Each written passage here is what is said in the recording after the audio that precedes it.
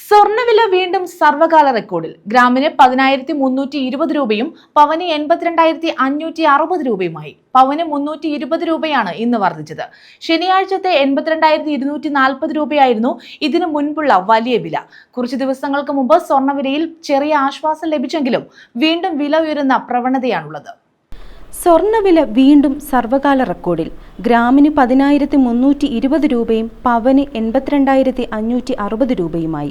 പവന് 320 രൂപയാണ് തിങ്കളാഴ്ച വർദ്ധിച്ചത്. ശനിയാഴ്ചത്തെ 82,240 രൂപയായിരുന്നു ഇതിനു മുൻപുള്ള കൂടിയ വില.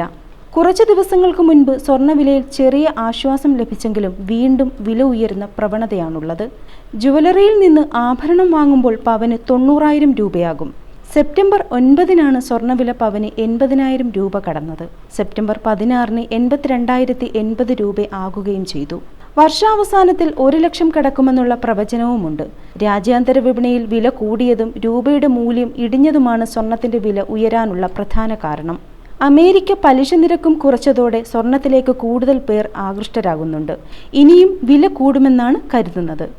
News desk, south vision.